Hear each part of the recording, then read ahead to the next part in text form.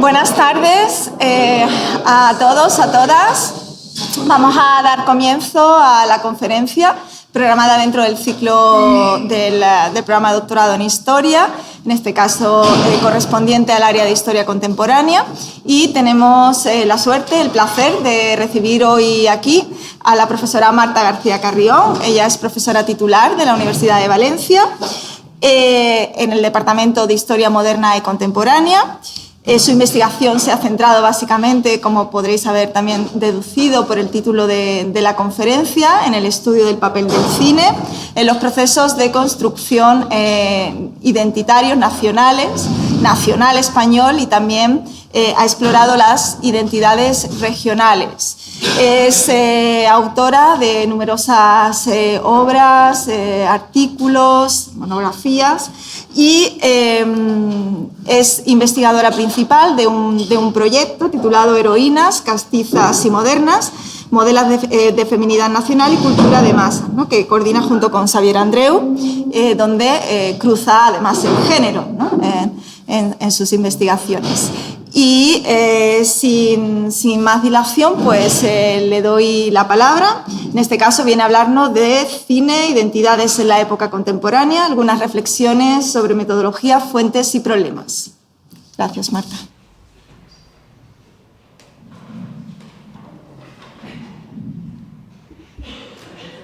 Parece esto una rueda de prensa, en efecto.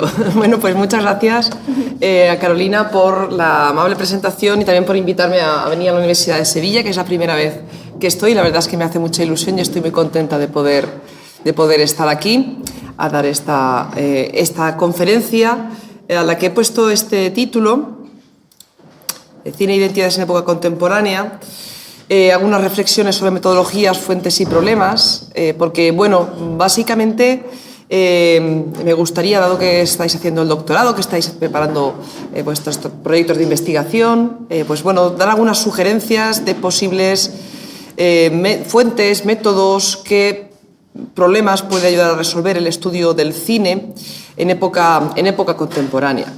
En este sentido, bueno, digo que mi intención es ofreceros algunas reflexiones que puedan ser de interés en torno a estos aspectos y también, bueno, recomendar alguna lectura y comentar después un poco al final algunos elementos de mi propia investigación que he llevado a cabo. Bueno, nos encontramos aquí con un binomio, parece que partimos de un binomio con una cierta tradición ya de reflexión, que es cine e historia, ¿no? ¿Qué tiene que ver el cine y la historia, o cómo el historiador aborda estas relaciones? Esto en realidad es un campo bastante amplio, bastante problemático, problemático en el sentido de generador de problemas históricos, historiográficos. Un campo amplio, un campo diverso, con posibilidades que yo considero, y después desarrollaré algunas, que están muy lejos de haberse explorado todavía en toda su potencialidad por parte de la historiografía. Y bueno, mi intención es dejar algunas pinceladas al respecto. En realidad, obviamente, no es un campo que tenga nada de novedoso. Por supuesto, hace ya muchas décadas que desde la historiografía se trabaja o se ha abordado el estudio del cine como fuente histórica, ¿no?, por parte de historiadores contemporaneistas. Me ciño básicamente al uso del cine como fuente para la investigación. No voy a incluir otras reflexiones que podrían ser también interesantes, como el uso del cine para la docencia de la historia, para la didáctica de la historia, que es otro terreno, o el trabajo del historiador incluso como asesor o como productor de relatos cinematográficos sobre el pasado, ¿no? Estas son cuestiones que no voy a abordar. Me interesa el cine como fuente para el investigador en historia contemporánea. En ese sentido, finales de los años 60, los años 70, es cuando este binomio, ¿no?, de cine e historia contemporánea se empieza a plantear por parte de historiadores una nueva mirada hacia el cine que lo valora como fuente histórica, ¿no?, algo que no había pasado en épocas anteriores por parte de la historiografía.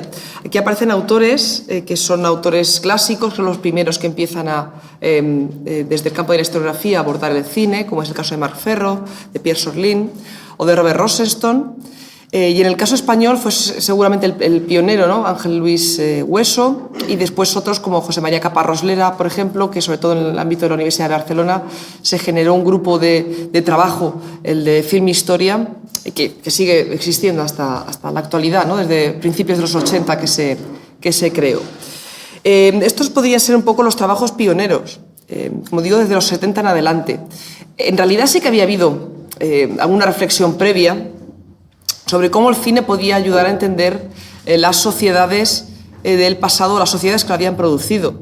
De nuevo, aquí, por ejemplo, el libro seminal, seguramente, o la reflexión seminal que abre este campo es el de Siegfried Kracauer, un libro publicado en 1947 por parte de Kracauer, que, bueno, igual lo habéis conocido por algunos otros trabajos que tiene también de reflexión sobre la propia historia y la narración de la historia, que es su trabajo de Caligari y Hitler, una historia psicológica del cine alemán, y que es seguramente un trabajo pionero en el sentido, sí, de plantear el estudio del cine, en este caso la producción cinematográfica que se había hecho en Alemania en los años de la República de Weimar hasta el ascenso del nazismo, para entender cómo era la sociedad alemana de los años 20 y tratar de entender cómo se había producido el ascenso del nazismo, ¿no? Utilizar el cine para intentar entender el inconsciente colectivo o los elementos culturales que se podían encontrar. Yo es un libro que, aunque evidentemente es del año 47, y bueno, pues parte de un intelectual que había tenido que exiliarse de Alemania, etcétera, etcétera. Pero Kracauer es un pensador muy interesante, y yo es un libro que ha sido muy revisado, y bueno, pues seguramente buena parte de sus conclusiones están ya superadas por parte de otros trabajos, pero yo creo que para un historiador de historia contemporánea sigue siendo una lectura muy interesante y yo la recomiendo. En este sentido, bueno, pues a veces parece que hablamos de esa pregunta del ¿cine sirve como fuente para la historia? Y parece que estamos todavía casi preguntándonos si es así, cuando hace ya, en realidad, muchas décadas que se está trabajando la cuestión. Desde estos trabajos que podríamos denominar pioneros, han ido apareciendo muchas obras y muchos investigadores, muchos autores que han profundizado en el análisis del cine desde diferentes problemas y perspectivas específicamente historiográficas. En este sentido, seguramente, tantas décadas después de que Marc Ferro publicara en la revista Annales su primer artículo en el cual planteaba la posibilidad de utilizar el cine para el estudio de la historia, han pasado 50 años de esto, pues hablar de una fuente novedosa, como alguna vez se oye aún hablar, pues resulta casi seguramente risible. También yo creo que ha llegado el momento de dejar de tener que justificar que el cine es una fuente importante para el historiador. Por suerte, seguramente ya no es necesario hacerlo porque está ampliamente asumido, ¿no?, por parte de la historiografía. Pero todavía en muchos trabajos de fin de máster, tesis doctorales incluso, etcétera, cuando la fuente principal es algo relacionado con el mundo del cine, parece que hay todavía como una obligación casi, ¿no?, de explicar por qué es una fuente legítima para el historiador, y volvemos a hacer el recorrido Marc Ferro, Rosenstone, etcétera. Bueno, pues os lo digo sinceramente, como especialista no hace falta hacerlo.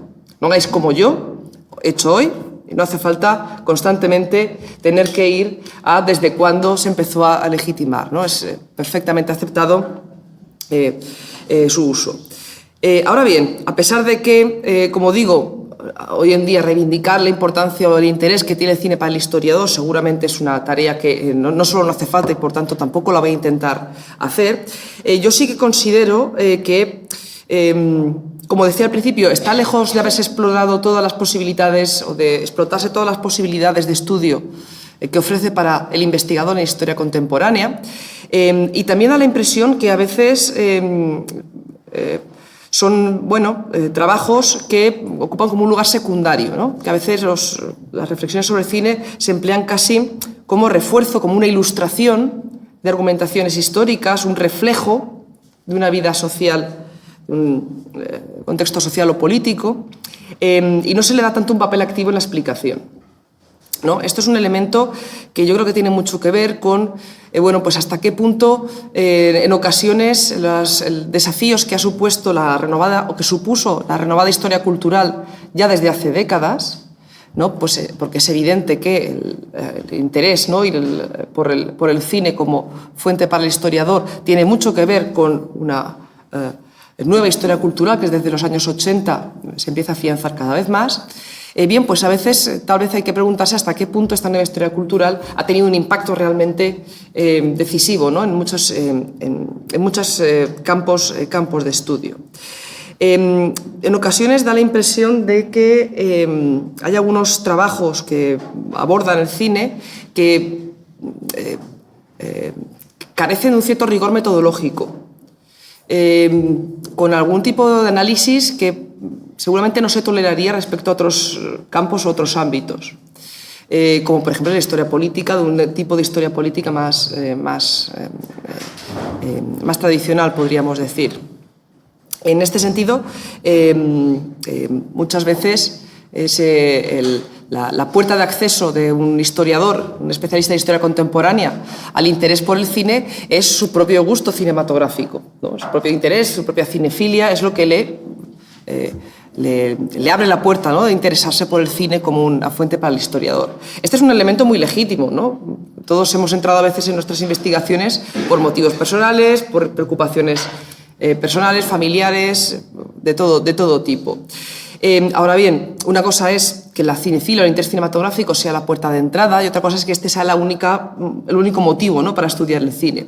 A mí muchas veces, cuando, ¿no?, ¿a qué te dedicas? A estudiar cine. ¡Ay, qué bonito! Bueno, bonito según también. Hay películas que tampoco os recomiendo, de las que yo analizo. Y de hecho, como espectadora no me interesan lo más mínimo, me interesan como historiadora. Y no es una cuestión de que sea un objeto de estudio bonito, más bonito o menos bonito. A un historiador no es eso lo que le debe importar. Si decide que el cine sea un elemento central en su investigación, en su problemática histórica, es porque entiende que el cine le puede ayudar a responder a las preguntas que se plantea como historiador o historiadora. Ese ha de ser el motivo. Y hay que estar preparado para hacerlo.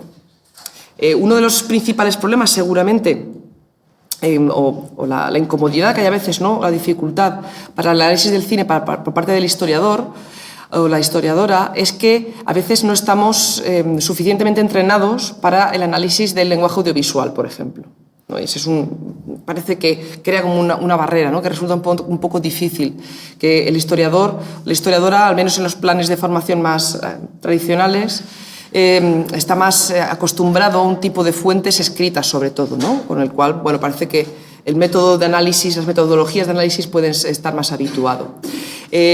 Simplemente es tratar de buscar metodologías y aprender y hacer el esfuerzo por trabajar esos lenguajes, ¿no? Es como pasa con cualquier otro tipo de lenguaje en realidad, o con cualquier tipo de fuente. Simplemente hay que saber entenderlo y saber trabajarlo. Y desde luego eso también remite o nos obliga como historiadores a dialogar con otras disciplinas. La interdisciplinaridad, y estoy segura que esto también lo habéis aprendido bien, ¿no?, en vuestro paso por los estudios de posgraduado, ¿no?, y en vuestro camino hacia el doctorado y hacia la tesis doctoral, la interdisciplinaridad es necesaria. No es solo que sea positiva, que es muy fructífera para un historiador, ¿no?, dialogar con otras disciplinas que puedan ser próximas o que puedan plantear preguntas similares. Es que es necesaria, ¿no? Y si a un historiador le interesa el cine como fuente, pues no puede evitar leer a teóricos de la imagen, historiadores del cine, historiadores del arte, sociólogos de la comunicación, etcétera, etcétera, que le van a dar también toda una serie de herramientas y metodologías para poder llevar a cabo su análisis. ¿Cómo analiza un historiador una película? ¿No? Eso sería una pregunta importante. ¿Hay alguna piedra filosofal, alguna metodología clave que nos permita decodificar la película? Ya os digo que no la hay. La clave es buscar, de hecho, diferentes elementos o diferentes herramientas que nos permitan utilizar el cine como forma de interpretar el problema historiográfico, el problema del pasado que nos interesa, la sociedad del pasado que nos interesa. No hay una única metodología, hay muchas posibles formas de abordar el estudio del cine. No hay solo una. La más obvia, la más tradicional, podríamos decir, o la más obvia, como decía, sería el análisis de las películas, un análisis fílmico, un análisis textual. En ese sentido, cabe señalar que en las últimas décadas, por ejemplo, se ha transformado mucho lo que se entiende por el análisis textual de las películas, al igual que que los análisis sobre otros productos culturales, literarios, musicales, etcétera, etcétera, ¿no? Y las películas no se pueden, desde este punto de vista, de un análisis textual de la película, sino entender como textos complejos, con tensiones ideológicas, textos conflictivos, donde pueden estar discursos diversos en pugna por la hegemonía, entender también en la película como una práctica social, un medio de representación, que opera siempre dentro de un sistema cultural, que tampoco se puede entender de forma aislada o independiente del sistema cultural en el cual se está produciendo y se está consumiendo, ¿de acuerdo? En ese sentido, este es un elemento a tener en cuenta. Un análisis cinematográfico, un análisis textual de una película, bueno, pues puede ser bastante complejo o debe, ¿no?, dar lugar a lecturas bastante complejas. Otro elemento que me gustaría destacar es que cuando hablamos del análisis del cine, el cine es más que las películas. No hablamos solo, ¿no?, de las películas como objetos, como textos, como productos audiovisuales. El cine engloba muchos más elementos. El cine es una industria que tiene elementos económicos, elementos de producción, elementos tecnológicos, hay elementos, están los espectadores, está todo lo que se genera en torno a la propia industria, etcétera, etcétera, ¿no? Ahora voy a poner después vamos a ver algunos ejemplos, pero esto es un elemento clave, ¿no? El cine es más que películas. Y en este sentido, las fuentes para el estudio del cine desde la perspectiva del historiador no son solo las películas, son muchas otras. Por ejemplo, la prensa general, la prensa especializada, ¿qué se dice? ¿De qué se habla sobre el cine en la prensa? Ahí se pueden ver los debates cinematográficos, una parte de la recepción de las películas, ¿no?, que puede aparecer en las secciones de prensa. Puede haber fuentes orales para el estudio del cine, para entender también, ¿no?, la experiencia de los espectadores, de las espectadoras. Puede haber documentos oficiales de muy diferente tipo, documentos de las propias compañías productoras, distribuidoras, exhibidoras. Por tanto, un volumen de fuentes mucho más amplio que lo que son las películas, ¿no?, en sí.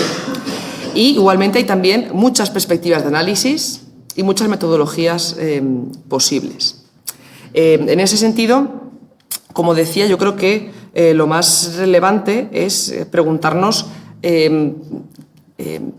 ¿para qué? ¿Por qué? ¿Cuál es el problema que nos interesa? Y si el cine nos puede servir para ello.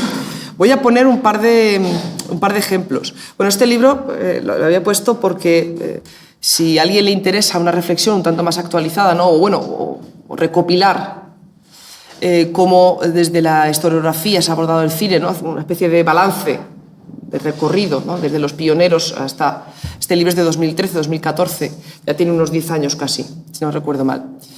Está por ahí, pero bueno, creo que es un libro que hace una síntesis bastante buena en inglés. Hay también algún otro en francés, pero imagino que este en inglés puede ser un buen texto.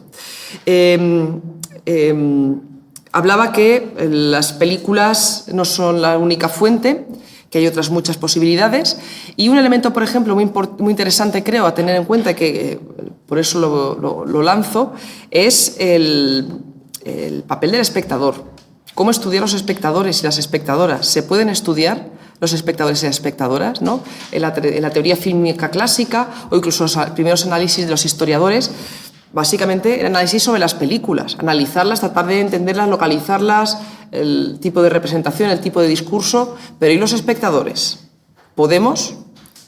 Esta es una pregunta y una reflexión importante, ese desafío, ¿no?, de tratar de buscar a esos espectadores de carne y hueso. Desde los años 90, podríamos decir, que el espectador se ha incorporado de forma más gradual o de diferentes también perspectivas a los estudios y a la agenda, ¿no?, un poco de los investigadores, con metodologías muy diferentes. Por ejemplo, este es uno de los trabajos clásicos, que además es un libro muy chulo, una investigación muy bonita que hizo Annette Kuhn, que se basaba sobre todo en fuentes orales. Y buscaba pues recoger un poco la experiencia de los y las espectadoras en Inglaterra, desde los años 30 en adelante, ¿no? Entonces, bueno, pues lanzó toda una serie de encuestas, ¿no?, de trabajo con fuentes orales, de preguntas, para conseguir, bueno, pues a través de esas fuentes orales y con la metodología propia de fuentes orales, que las personas le contaran su experiencia, qué significaba ir al cine, qué representaba. Una de las principales conclusiones que sacaba Annette Kuhn en este trabajo, ya digo, pionero de los 90, y luego ya ha seguido trabajando el tema, ¿no?, y tiene otras publicaciones. De hecho, esta es una reedición un poco posterior, de principios de los 2000. Una de las principales conclusiones de los trabajos de Annette Kuhn era que para la mayoría de las personas que respondían, lo que menos recordaban era la película. La experiencia de ir al cine tenía otros significados que iban mucho más allá de la película, que podía ser importante, pero no era, en muchos casos, ni siquiera lo principal. Los rituales de ir al cine, la experiencia de asistir, el código, ¿no?, el hábito de ir al cine. ¿Y a qué cine ibas? Al cine del barrio. No miraba la cartelera, mirabas la cartelera antes, no, iba al cine del barrio, ¿no? Entonces, ese tipo de forma de entender que la experiencia del espectador o del cine no es solo la película, y de hecho a veces ni siquiera la película es lo más relevante, es un elemento muy interesante a tener en cuenta para, como investigadores, también tratar de entender cómo puede funcionar el cine en cada momento. Otro tipo de perspectivas similares se han desarrollado mucho en los últimos años. Os he puesto aquí una captura. Imagino que hay conexión a internet, ¿no? Sí, en teoría tiene que haber. Voy a ponerlo. Este es uno de los proyectos, no es el único, pero este es un proyecto de ámbito europeo bastante interesante sobre European Cinema Audiences, ¿no?, precisamente buscando los públicos europeos, cronología sobre todo a partir de los años 50 en adelante. Y bueno, pues es un proyecto con colaboración de muchos investigadores de diferentes universidades. Este tipo de proyectos ahora se están haciendo bastante, ¿no?, tratar de recopilar diferentes materiales, también crear algunas geografías espaciales, ¿no? Fijaros, por ejemplo, que tienen mapas, ¿no?, y van situando en diferentes ciudades las investigaciones que han hecho, ¿no? Son estudios muy localizados. Tienen todo un trabajo con entrevistas, que muchas las tienen también aquí. En la propia web se pueden ver las entrevistas, ¿no? Pues entrevistas que han hecho a personas que han contado, bueno, lo que representaba la experiencia de ir al cine, qué tipo de películas, por qué iban a verlas, etcétera, etcétera.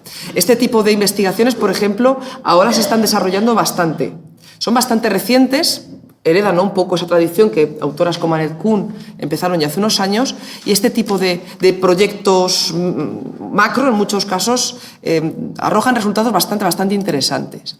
Otro tipo de investigaciones, por ejemplo, recurren también a lo que sería el estudio de las geografías urbanas de los cines. ¿Dónde estaban situados los cines en las ciudades?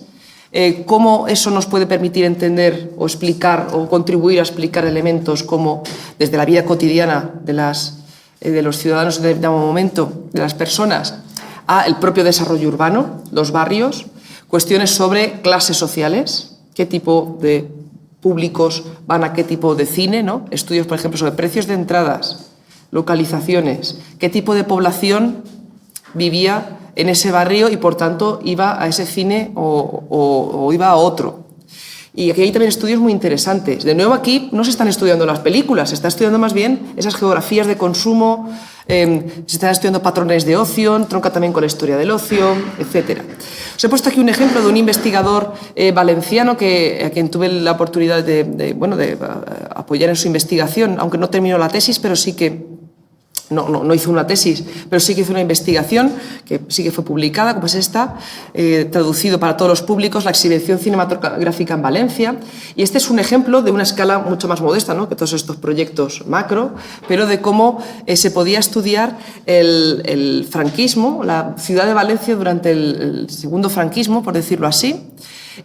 Cómo va creciendo la ciudad, cómo con el crecimiento de la ciudad van surgiendo cines, qué tipo de cines van surgiendo. Había los cines de estreno, los cines de arte y ensayo, los cineclubs.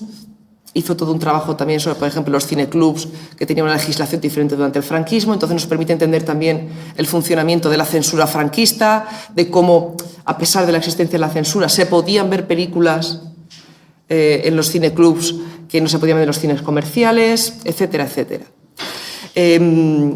Y es un tipo de trabajo que también, pues más allá del estudio de películas, nos está explicando elementos desde una cultura urbana al funcionamiento de los elementos de la dictadura y de la contradictadura, ¿no? En este sentido. Y da algunas conclusiones bastante interesantes. Estos son, por ejemplo, algunos ejemplos, ¿no?, de cómo ir un poco más allá de las películas.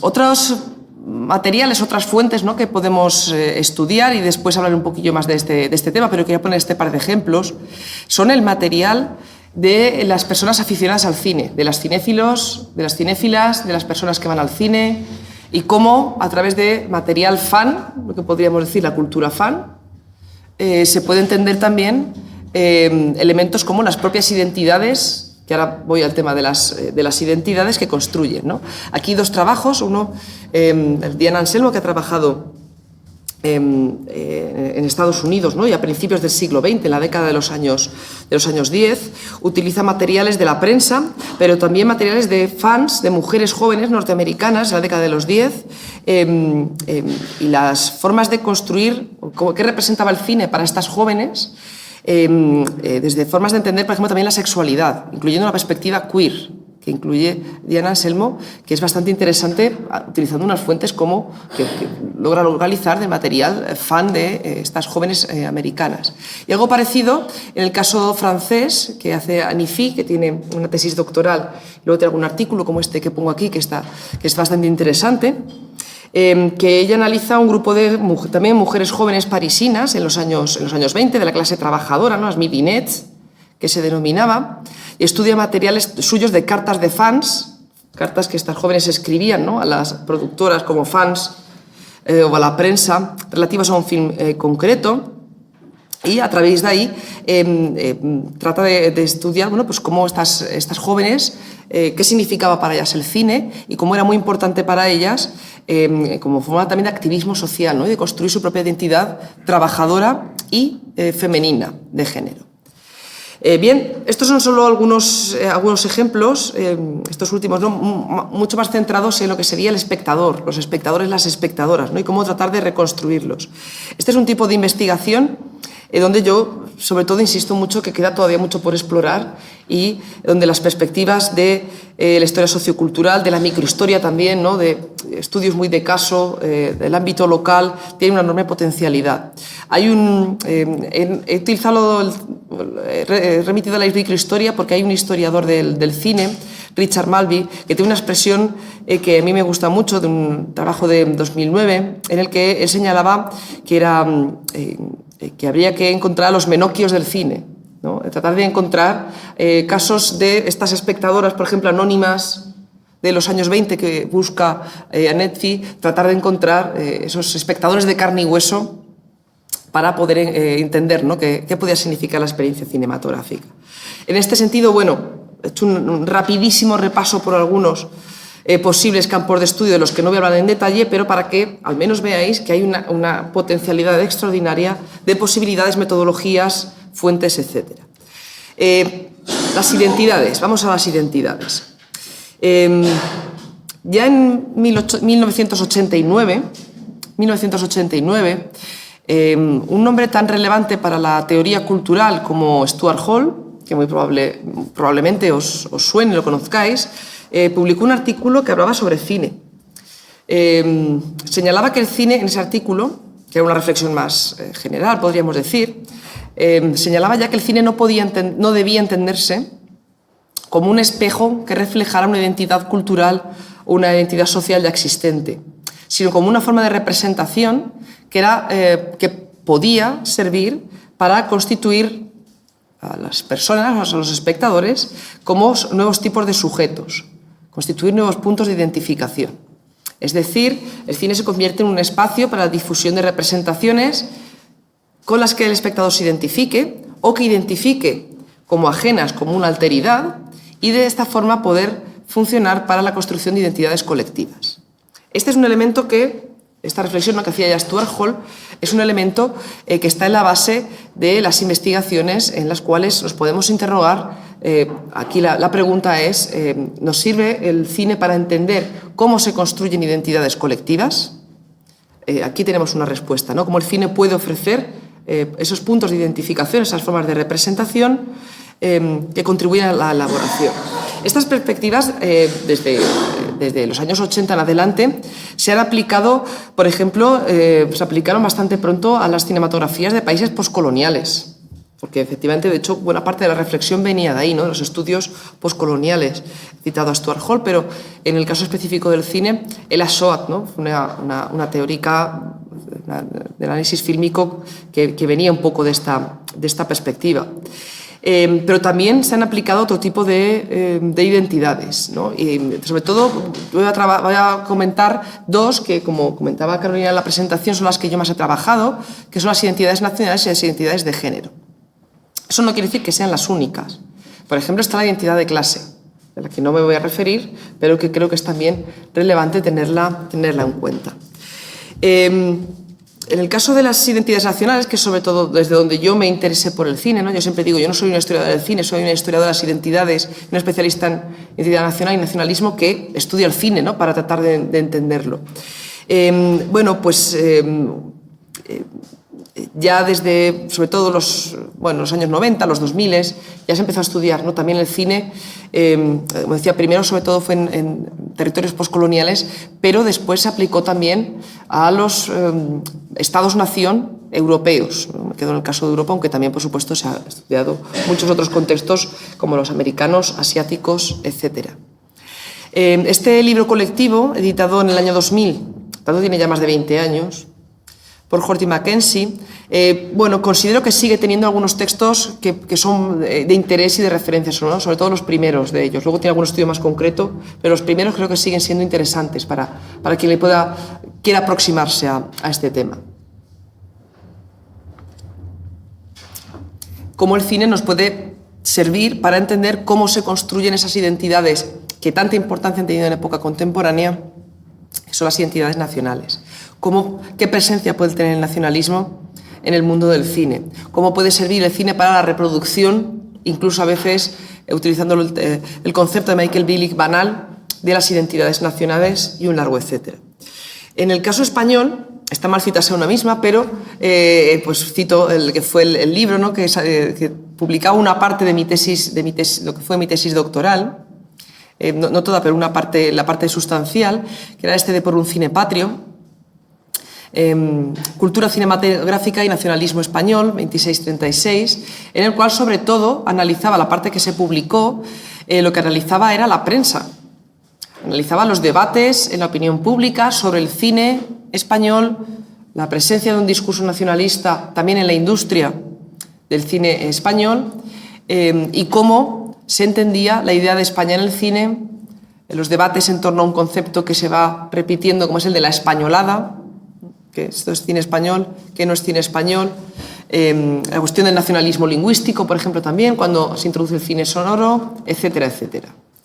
Este fue un poco un libro, no diré el primero porque había habido alguno antes, pero yo creo que sí que fue un libro que aplicaba directamente las perspectivas y teorías del nacionalismo al estudio del cine.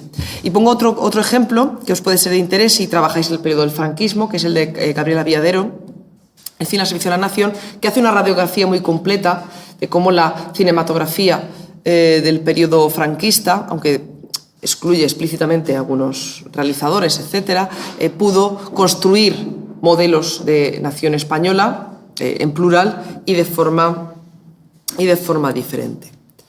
En el caso de las identidades de género, al igual que en la historia de las mujeres primero y la historia de género después, el impulso principal vino de la teoría feminista. La teoría feminista a partir también de los años 70, ¿no?, como en la historiografía y demás. Estos dos libros, os he puesto, son dos libros recientes de Routledge. Uno es un companion, que ya sabéis que un companion pues recopila, ese es su objetivo, ¿no?, recopilar diversos trabajos sobre una temática como esta, cine y género, y creo que hay unos cuantos que son bastante interesantes. Y este libro es una introducción que yo creo que está muy bien hecha en Routledge para cualquiera que le interese, ¿no?, esa es una introducción general para una persona ya muy especializada, bueno, pues es más que una recopilación, pero para alguien que empieza yo me parece que está bastante bien, ¿no? Esa introducción a lo que aquí se denominan los feminismos cinematográficos y puede servir de punto de apoyo. Desde esos trabajos pioneros, ¿no?, de la primera teoría feminista fílmica, que además tuvo un impacto tremendo en los estudios cinematográficos en general, hasta la actualidad, bueno, pues se han desarrollado líneas también muy diferentes, perspectivas de todo tipo para el estudio de cómo el cine puede servir para la construcción de identidades de género, masculinidades y feminidades, cómo puede servir, de nuevo, en diferentes formatos. Hay dos trabajos del caso español que creo que os pueden ser de interés y los he seleccionado también porque además son dos libros resultado de tesis doctorales. Es el caso de la tesis de Ainchane Rincón, Representaciones de género en el cine español, 1939-1982, que es una tesis magnífica, que ganó, de hecho, el premio a la mejor tesis doctoral en su año, que se presentó, de la Asociación de Historia Contemporánea, por tanto, bueno, que tuvo un reconocimiento, ¿no?, también por parte de esta asociación, y que cualquier persona que hoy en día, para un TFG, un TFM, me interesa cine y franquismo, género, primero el libro de Ainchane Rincón creo que es la referencia, ¿no? Y ella después ha seguido trabajando, tiene otras muchas publicaciones que ha seguido trabajando del tema. Y el otro es también resultado de una tesis doctoral, está defendida en mi universidad, en la Universidad de Valencia, Álvaro Álvarez, que se centraba sobre todo en una de las líneas de investigación, ¿no?, que en los últimos años ha crecido mucho en el estudio de las identidades de género en relación con el cine y otros elementos, que es el estudio de las estrellas de cine. Las estrellas de cine. Actrices y actores, como más allá de las películas, o además de su presencia en las películas, se proyectan como iconos de feminidad, de masculinidad, qué tipo de representaciones y de narraciones de género pueden representar, etc. Estos dos trabajos, por tanto, son resultado de dos tesis doctorales, las dos sobre el franquismo, aunque con metodologías y perspectivas diferentes, si bien ambos, fijaros que tienen en su título la palabra fisuras. ¿Por qué? Porque ambos señalan cómo dentro de los modelos de feminidad que el franquismo trata de construir como hegemónicos, en el mundo, a través del estudio del mundo del cine, de las películas, de las actrices, etcétera, se encuentran fisuras que se van abriendo en ese tipo de modelos y que pueden convivir otro tipo de modelos más allá de los propios, los que trata de impulsar, podríamos decirlo así, la dictadura. Si os interesa, le digo además también como un modelo, ¿no?, de tesis doctoral, de tipo de investigación de buenas tesis doctorales. Y paso ya a la parte de mi conferencia, mi exposición, en la cual pues voy a hablar de lo mío, ¿vale? Voy a hablar de lo que algunas pinceladas de cuestiones que he estado trabajando sobre todo en los últimos años, ¿no? Como decía, yo empecé, ¿no?, como especialista en nacionalismo, en proyectos sobre nacionalismo y entidades nacionales. Mi interés por el cine venía a partir de ahí y en los últimos años se ha añadido el interés por las identidades de género. En realidad no ha sido en los últimos años, porque en realidad desde el principio de mi investigación esta cuestión estaba presente, entre otras cosas porque no podía no estar presente. En primer lugar porque, bueno, pues en el grupo de investigación en el que yo me formé, la cuestión en la Universidad de Valencia, la cuestión de género estaba siempre, ¿no?, pues especialistas, investigadoras, investigadores, donde el tema de género siempre estaba ahí. Y por tanto lo incorporábamos casi a veces de forma natural, podríamos decir, ¿no? Pero es que además no se pueden entender las identidades colectivas como las identidades nacionales o de género de forma separada, se han de entender de forma interrelacionada, y es así como seguramente es más provechoso para los historiadores que podamos tratar de abordarlos. En los últimos años me he centrado mucho en la cronología de los años 20, estoy trabajando más en los 30, ahora estoy más en los 20, y simplemente voy a trazar, sin extenderme demasiado, algunas pinceladas, ¿no?, de lo que trabajaba. De nuevo, la pregunta, ¿por qué el cine es interesante el cine? Estamos en un momento, en los años 20, en la cual considero que el mundo del cine, en un sentido amplio, nos aporta muchos elementos comprensivos sobre cómo se podían narrar, imaginar, vivir identidades como la nación y el género. Considero que es un ámbito que realmente ofrece muchas posibilidades. ¿Qué tipo de fuentes trabajo? Una combinación de varias, sobre todo películas y prensa cinematográfica, prensa general, monografías, algún archivo que he podido localizar de alguna productora, pero lamentablemente para estos años hay muy poco. Para el caso español he podido encontrar alguna cosita, pero muy poco. Un elemento también esencial, aunque no incida en ello, pero quiero señalarlo, es que es imprescindible tener siempre una mirada transnacional o una mirada comparada. Una mirada, aunque no hagas un estudio de caso comparado, pero al menos tener esa mirada que vaya mucho más allá del caso. Cuando uno estudia nacionalismo, por ejemplo, siempre va a tener esa mirada comparada. El nacionalismo tiene esa característica, ¿no? A veces también los propios investigadores tendemos a reproducir la propia lógica, lo que algunos han denominado el nacionalismo metodológico, ¿no? Que casi lo damos por evidente. Estudiar el nacionalismo precisamente sirve para entender que es un elemento de construcción y que por los historiadores tenemos que tener en cuenta ese elemento. Por tanto, yo creo que la perspectiva transnacional comparada, al menos tenerla en cuenta, aunque no se haga un estudio específico, es importante para no llegar a conclusiones que puedan hablar tal vez de cuestiones singulares o excepcionales, que a veces no lo son tanto, sino que son bastante más generales en otros ámbitos más o menos cercanos. Como decía, una fuente principal son las películas. Más allá de ello, uno de los elementos, de los ejes analíticos clave que yo he trabajado en los últimos años es precisamente el estudio de las representaciones nacionales, de las narraciones nacionales, a través de, que en los años 20 considero que es uno de los elementos fundamentales de cómo se hace la representación y la comprensión cinematográfica de España, que son las regiones. Las identidades regionales, los imaginarios regionales, en un momento además en el cual se está en un proceso de construcción, ¿no?, de la región desde un conjunto de ámbitos culturales. Aquí he puesto algunos elementos, algunos ejemplos, ¿no?, de 4 películas diferentes, de 4 imaginarios regionales diferentes, puesto que en los años 20 podemos ver un mosaico bastante completo de las diferentes regiones, ¿no? Una es la película Nit d'Albaes, valenciana, la bejarana, la gallega o una aragonesa. He dejado fuera expreso el andaluz, pero por supuesto que hay presencia relevante, ¿no?, del imaginario de lo andaluz. Cómo se construyen, ¿no?, las representaciones de lo regional con un uso muy importante del folclore, sin extenderme, pero al menos decirlo, y que además es una construcción generizada, donde también me centro, no voy a hablar de la masculinidad, me centro en la feminidad, pero por supuesto la masculinidad también está ahí, donde la figura precisamente de la mujer como encarnación de la región, como también en narraciones donde se convierte la mujer en el centro casi de la comunidad regional, con tramas que giran en torno a su sexualidad, en ocasiones a la honra, ¿no? Ese elemento que es un elemento narrativo muy potente en estos años, está ahí de forma muy clara. Este es un elemento sobre el cual yo he trabajado y sigo trabajando porque, bueno, pues creo que es un elemento esencial.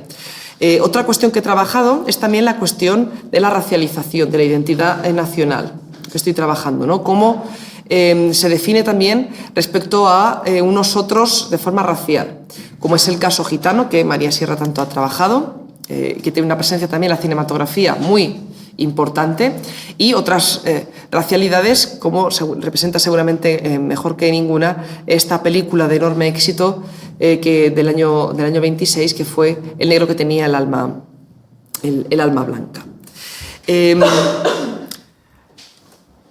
En el análisis fílmico que realizo, que a veces es complicado realizarlo porque no se conservan las películas o no se conservan por completo, que es algo que pasa con el cine de estos años, ¿no? Más del 80% de la producción cinematográfica española de los años del periodo mudo no se conserva, por lo cual en realidad conservamos muy poco y son pocas las películas que se conservan enteras, a veces conservan solo fragmentos, ¿no? Ahí un poco la tarea del historiador es también una tarea de, bueno, pues rastrear otras fuentes. En prensa se publican argumentos, se publican críticas, se publican crónicas que te van dando pistas, se publicaban novelas cinematográficas, ¿no? Los argumentos de las películas publicados en forma de novela corta. Se publicaban argumentos también en la prensa cinematográfica o general. Y bueno, pues uno va buscando un poco también, ¿no?, poder reconstruir esas películas que no se conservan. Además, yo considero muy importante tratar de entender la experiencia de los espectadores, que es todo un desafío cuando hablamos de una cronología, como son los años 20, como es de hace un siglo, donde, por ejemplo, no podemos tener recurso a fuentes orales. Y son muy poquitos, muy escasos, muy aislados los testimonios que se pueden encontrar en memorias o algún tipo de libros. Sí que, antes de pasar a la experiencia de los espectadores, volviendo, otro elemento importante en el que yo insisto en la investigación es entender el cine dentro del contexto más amplio de la cultura de masas del momento. Es una cultura de masas muy viva, que se está constantemente retroalimentando, ¿no? Los años 20 es un momento de efervescencia de la cultura de masas que se retroalimenta. Tenemos adaptaciones de zarzuelas, de sainetes, que en la primera mitad de los años 20 se hacen a porrillo, porque funcionan muy bien con el público y tienen éxito. Tenemos películas de tema taurino, con los toros, ¿no?, como una de las grandes industrias de cultura de masas. Toreros que hacen cine. Futbolistas que hacen cine. Es el caso de esta película singular de Por fin se casa Zamora, donde la primera estrella, ¿no?, podríamos decir casi construida del fútbol español, que era Ricardo Zamora el portero, pasa y hasta hace una película. Todo tipo de números, ¿no?, todo ese mundo de la revista, el music hall, etcétera, también tiene un diálogo constante con el cine. En primer lugar, porque son muchas veces cantantes, actrices que trabajan en ambos medios y también aparecen en el cine, ¿no?, como esta película que es Frivolinas o la que comentaba antes, la del negro que tenía blanca, donde también aparece ese mundo, ¿no?, del espectáculo. Decía la importancia de entender la experiencia del espectador, teniendo en cuenta que para el espectador del momento todo este mundo de esa cultura de masa que entra en diálogo forma parte de una misma experiencia en muchas ocasiones, ¿no?, y son referentes que se retroalimentan. Por otra parte, hay un elemento que a mí me interesa mucho estudiar para el cine de estos años, que son las prácticas de exhibición. Que en muchos casos no tenían nada que ver con lo que nosotros como espectadores de finales del siglo XX o principios del siglo XXI entendemos. Por ejemplo, en el cine de estos años, que era cine mudo, el cine había de todo menos silencio, ¿no? Era muy habitual, por supuesto, los acompañamientos musicales, ¿no?, que todos podemos asociar más al cine mudo, fuera un piano, en el caso más modesto, fuera una orquesta completa en los cines de más relevancia, pero además y sobre todo con algunas películas en concreto, por lo que he detectado, de producción española, en los años centrales de la década especialmente, fue muy habitual que la proyección de la película formara parte de un espectáculo mucho más amplio que mezclaba otro tipo de actuaciones en vivo. Pongo un par de ejemplos para que os hagáis una idea. Esta película, Las entrañas de Madrid, se acompañaba de un cuadro flamenco, unas escenas de una verbena madrileña, escenas teatrales de una verbena madrileña, con un sainete, El Pestiñero. Es decir, la película, pero en el intermedio de la película sale un cuadro flamenco, continúa la película, luego hay un trozo de un sainete, y eso para el espectador forma todo parte de un mismo espectáculo, ¿no? Y los cines que lo ofrecen, que esto lo hacen sobre todo los cines de los centros, ¿no?, los que tienen más capacidad de ofrecer un espectáculo más completo, el espectador va para ver este conjunto.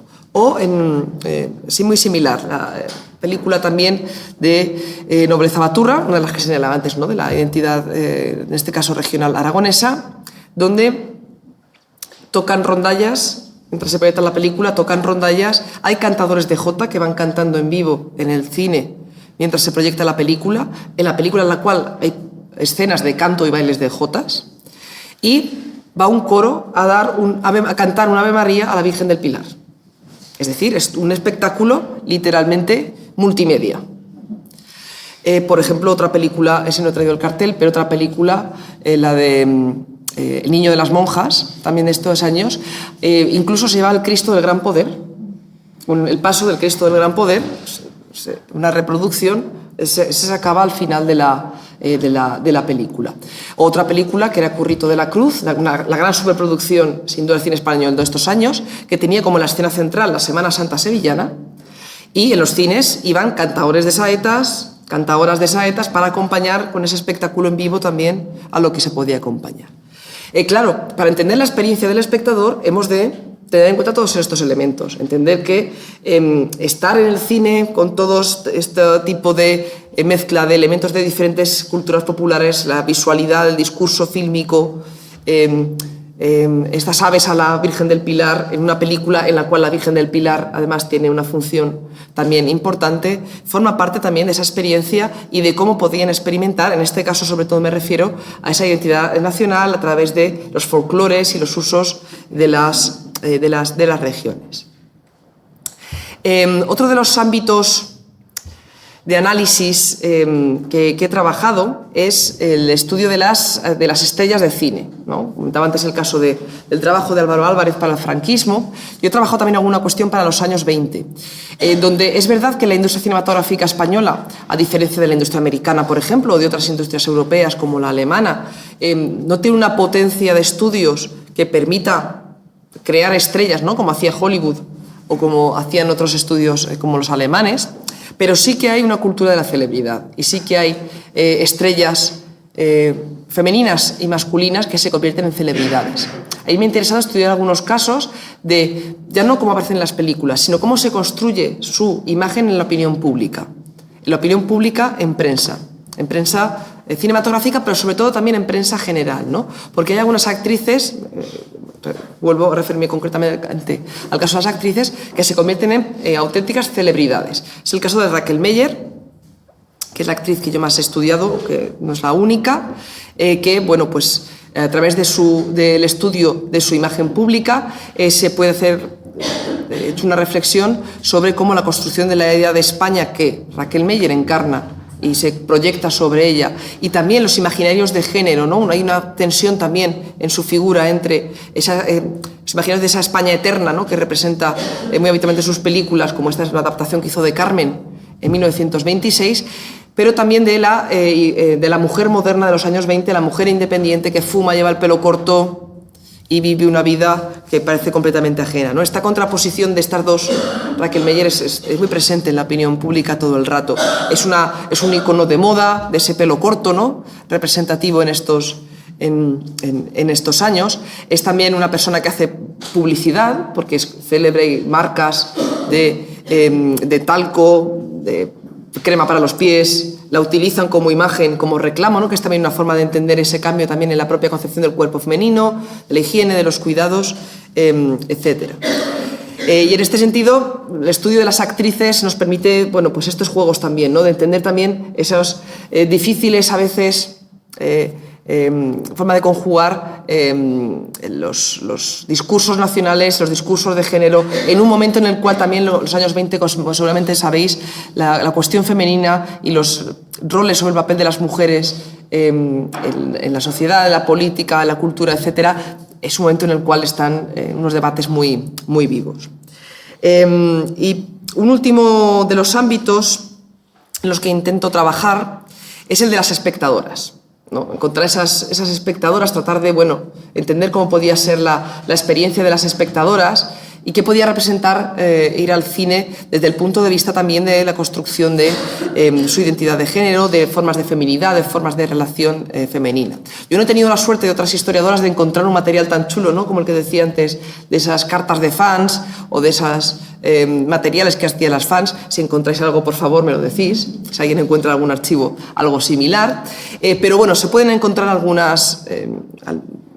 A veces yo creo que es importante también para los historiadores y historiadoras que tratemos de buscar un poco de imaginación, ¿no? También el tipo de fuentes que podemos buscar y que podemos utilizar. De nuevo, para mí las revistas de cine son un material muy, muy jugoso y muy rico, ¿no? Por ejemplo, es muy habitual en estos años, que además se publican muchas revistas de cine y algunas tienen una duración bastante considerable, los concursos de fotogenia, ¿no? Que las lectoras mandan sus fotos. Concursos como este de Popular Film, que dice: tengo condiciones para ser artista de cine, explica las bases, mandan sus fotografías y además ponen datos, su edad, su cabello y suelen decir algo de lo que piensan que les favorece para ser artistas de cine. Educación esmerada, dice esta señorita. Cultiva el dibujo y el automovilismo, ¿no? Pues se describen y dan así. Cultiva la equitación, salto de obstáculos, natación. Esta chica. Cultura general, conoce los deportes femeninos. Entonces, bueno, solo con elementos como todos estos, ¿no? Que ese interés por participar, que nos habla de cómo ser estrella de cine es una aspiración que interesa a mucha gente, cómo se autodescriben, qué tipo de elementos dicen de ellos y de ellas, son elementos interesantes, ¿no? Para entender también ese discurso de género. Por ejemplo, hablando específicamente de las identidades femeninas, las revistas de cine suelen tener página femenina y, de hecho, se dirige mucho a un público femenino. La publicidad, por ejemplo, es muy de productos de higiene, de belleza femeninas. Las páginas femeninas de la revista de cine, ¿de qué son? Muchas veces son de moda, ¿no? Hay mucho espacio, además con la parte gráfica es muy importante, ¿no? Las actrices que posan, etcétera. Todo tipo de ropa de moda, pero también las secciones femeninas muchas veces dan consejos de todo tipo, de cómo limpiar manchas, de consejos de maquillaje, de higiene. Comienzan a aparecer temas políticos. Hacia el final de la década y los años 30, de forma ya muy evidente, las páginas femeninas se habla del divorcio, se habla del derecho a voto de las mujeres o no, ¿no? En este tipo de páginas. O hay una sección que es muy interesante muchas veces, que es de correo femenino, que son respuestas de los redactores o redactoras. Se supone que es una redactora, pero bueno, esto ya tiene una metodología de análisis propia, porque el tipo de material de estafeta de correo, ¿no? Pues muchas veces eran respuestas inventadas también, pero bueno. Con una metodología de análisis es interesante, ¿no? Responde a consultas que le hacen los lectores y, en este caso, las lectoras, ¿no? Entonces también son sobre todo consultas sentimentales, ¿no? Aquí el cine da un poco igual, son consultas sentimentales, ¿no? Entonces, incluso sirven a veces para encontrar pareja, ¿no? Jóvenes que dicen, joven que se desea fines matrimoniales, busca señorita aficionada al cine como excusa para buscar matrimonio, o soldados que están en Marruecos, que buscan madrina de guerra, buscan con quién cartearse y escriben, y la revista cinematográfica sirve un poco para hacer esas relaciones, ¿no? En este sentido, sí que es interesante esa idea que retomo y que se ve bastante, ¿no? De cómo el estudiar la cinefilia, la afición al cine, puede permitirnos, aunque sea de forma muy fraccionaria, pero entender cuestiones que van mucho más allá de la propia afición al cine, ¿no? Que tienen que ver mucho con las propias relaciones sociales, relaciones de género, y cómo la asistencia al cine iba mucho más allá de ver la película. Por ejemplo, leí hace poco la tesis doctoral de Cristina Álvarez, en alguna fuente judicial de algún juicio por corrupción de menores, que contaba, no, pues practicó el coito en un cine, ¿no? Pues ese tipo de fuentes que nos explican que el cine pues, era algo más, ¿no? que ver la película, y yo creo que la posibilidad, aunque sea fraccionaria, ¿no? Intentar entender un poco qué podía representar esa asistencia al cine desde estos puntos de vista también es relevante. Y bueno, con esto termino ya.